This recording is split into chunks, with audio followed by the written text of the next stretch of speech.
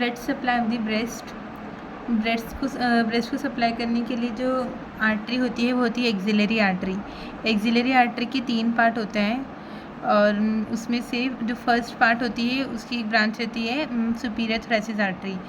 Superior thoracic artery second part की branch होती है एक्रोमियोथोरेसिक आर्टरी और थर्ड की लेटरल थोरेसिक आर्टरी।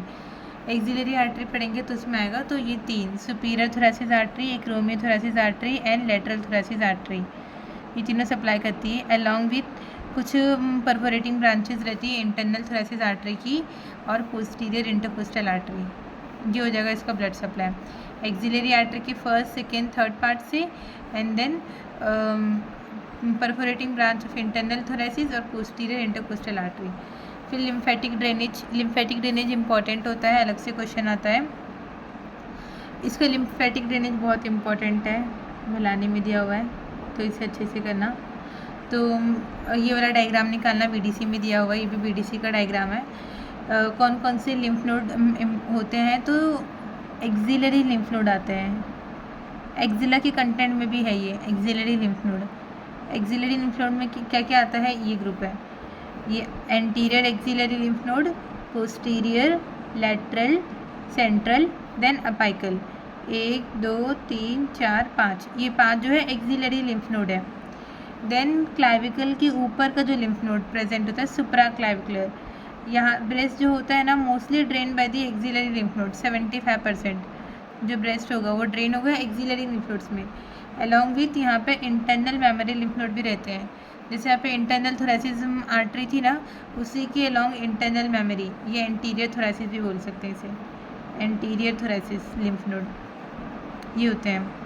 और साथ ही साथ पोस्टीरियर इंटरकोस्टल आर्टरी है, इसी तरह पोस्टीरियर इंटरकोस्टल लिम्फ नोड ऐसे ड्रेन होगा। तो एक्सिलरी लिम्फ नोड 75%, फिर एंटीरियर थोरेसिस या internal thoracic, anterior thoracic lymph node 20% and posterior intercostal lymph node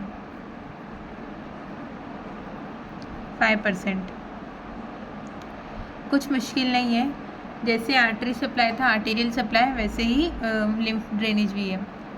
then ये लिखा है anterior thoracic lie along the internal mammary vessels इधर पे। Then some lymph also reach the supraclavicular, यहाँ से drain करता है, जैसे मोस्टली जो ड्रेन करेगा ना वो एंटीरियर और सेंट्रल होता है, कुछ पार्ट पोस्टीरियर से लेटरल से। तो ये दोनों कैसे, इसको अगर एंटीरियर दे रहा है, लेटरल दे रहा है, वो सेंट्रल के पास जाएगा, सेंट्रल से फिर वो अपाइकल के पास जाएगा। तो ये टोटल ओवरऑल जो चारों है वो किसके पास जाते हैं, अपाइकल के पास। देन ये अपाइकल से सुप्रा क्लाविकुलर के पास जाता है, तो सुप्रा क्लाविकुलर, डेल्टोपेक्टोरल, पोस्टीरियर इंटरकोस्टल, सब डायफ्रामेटिक, सब पेरिटोनियल लिम्फेक्सिस, ये सब भी ड्रेन करते हैं। मतलब जो लिम्फेटिक ड्रेनेज ब्रेस्ट का होता है ना वो बहुत इंपॉर्टेंट इसलिए भी है, पेक्टोरल रीजन से लेके वो एब्डोमेन के अंदर, जैसे अगर कैंसर हो गया ब्रेस्ट के अंदर तो कैंसर किसके थ्रू स्प्रेड होता है, लिम्फ के थ्रू ही स्प्रेड होगा ना।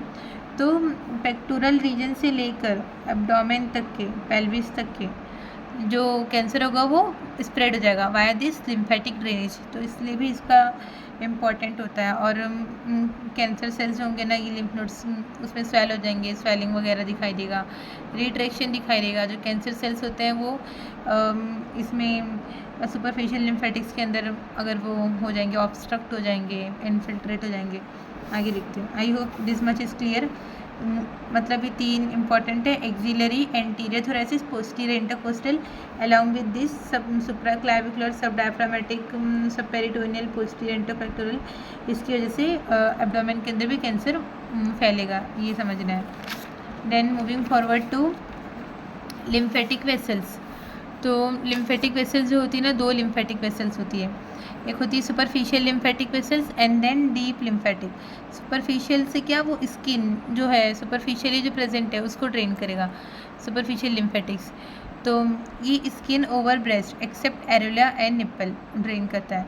डीप लिम्फेटिक्स जो होगा पैरेन्काइमा, मीन्स क्या, मेमोरी ग्लैंड को ड्रेन कर रहा है, और एरेला को और निप्पल को भी कर रहा है। उसके बाद ये वाला जो डायग्राम है ना, ये मतलब इम्पॉर्टेंट है, इसे भी ड्रॉ करना, क्वेश्चंस जो आते हैं उसमें डायग्राम अच्छे से निकालना। इतना जो है ये क्लेविपेक्टोरल फेशिया वाला भी है, यहाँ से देखो ये है हमारा क्लेविकल, तो इससे जो अटैच मसल रहेगी वो क्या होगी, सब क्लेवियस। उसके बाद ये पेक्टोरलिस माइनर मसल, फिर इसके ऊपर जो कवर रहती होगी पेक्टोरलिस मेजर मसल, और ये जो फेशिया इन दोनों को कवर कर रहा है पेक्टोरल मसल को, उसे बोलेंगे पेक्टोरल फेशिया। सब क्लेवियस और इन दोनों के बीच में ये जो है ये कौन सा है, क्लेवी पेक्टोरल फेशिया। क्लेवी पेक्टोरल फेशिया जो होगी इसके अंदर भी इसके कंटेंट भी आते हैं से कॉल से रिलेटेड भी, इसे रहने देते हैं। उसके बाद ये होगी सस्पेंसरी लिगामेंट और ये axillary suspensory ligament axillary fascia.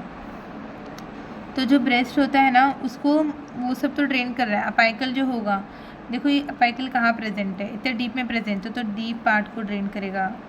Breast का जो डीप पार्ट होता है ना वो अपाइकल लिम्फ नोड ड्रेन करता है।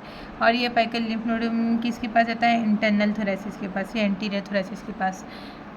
तो लिम्फेटिक ड्रेनेज मैंने बताया पहले ही 75% एक्सिलरी में होता है, 20% anterior thoracic, 5% posterior intercostal, then 75% में मोस्टली किसमें एंटीरियर, और वो ओवरऑल किसके पास जाते हैं, अपाइकल के पास जाते हैं। और अपाइकल वाला सुप्रा क्लाविकुलर के पास जाएगा और एंटीरियर थोरेसिस के पास भी जाता है। एंटीरियर थोरेसिस जो होगा इनर एंड आउटर हाफ दोनों को ड्रेन करता है, और पोस्टीरियर इंटरकोस्टल ये लिम्फेटिक ड्रेनेज। देन एरोला के नीचे जो प्रेजेंट होता है सब एरोलर प्लक्सेस ऑफ सेपे, ये लिम्फ नोड प्रेजेंट होते हैं इनके से, मतलब एंटीरियर के पास जा रहा है। मोस्टली जो ड्रेन होता है ना ब्रेस्ट का वो एंटीरियर एक्सिलरी लिम्फ नोड्स के थ्रू, इसलिए जो कार्सिनोमा का भी मोस्टली साइड होता है, कार्सिनोमा भी इसके थ्रू स्प्रेड होगा क्योंकि एंटीरियर के पास जा रहा है, सेंट्रल के पास जाएगा, फिर अपाइकल के पास जाएगा। फिर deep part of breast apical, deep part को भी यही ब्रेस्ट कर रहा है, ब्रेस्ट की डीप पार्ट को भी यही ड्रेन कर रहा है अपाइकल, और वो किस में जा रहा है, एंटीरियर थोरेसिस में भी जा रहा है। लिम्फेटिक ड्रेनेज, हाँ जो लोअर मीडियल पार्ट होता है ना ब्रेस्ट का, ये मैंने 4 क्वाड्रेंट बताया था ना, इसका जो लोअर मीडियल पार्ट होता है ये जो होगा ये कम्युनिकेट करेंगे इसके lymphatic to the subdiaphragmatic and subperitoneal lymph plexuses, इसके थ्रू जो ब्रेस्ट कैंसर होगा वो स्प्रेड होगा एब्डोमेन के अंदर भी। फिर anterior and central group carcinoma, I hope clear हो गया होगा। एक शॉर्ट के मोस्टली जो होगा एक्सिलरी 75%, देखो एक्सिलरी 75%, एंटीरियर थोरेसिस 20% और पोस्टीरियर इंटरकोस्टल 5। फिर उसके बाद ये एक्स्ट्रा कौन से होते कि कैसे ड्रेन करेंगे, ये एंटीरियर पोस्टीरियर एंटीरियर के पास जाएगा, लेटरल सेंट्रल के पास जाएगा, ये anterior apical anterior central apical के पास जाएगा, अपाइकल सुप्रा क्लैविकुलर के पास जाएगा। और ये एंटीरियर एक्सिलरी लिम्फ नोड्स होता है ना एंटीरियर सेंट्रल, वो मेन कॉज करता है कार्सिनोमा का। फिर जो लोअर और मिडियल पार्ट होता है, लोअर मिडियल पार्ट वो सब डायफ्रामेटिक और सब पेरिटोनियल प्लक्सेस से कनेक्ट होता है, जिसके थ्रू जो ब्रेस्ट कैंसर होगा वो नीचे एब्डोमेन के अंदर भी क्या होगा, स्प्रेड होगा। देन जो internal anterior thoracic internal memory lymph nodes होते हैं वो आउटर और इनर हाफ को करेगा। फिर posterior intercostal, this is much okay, thank you.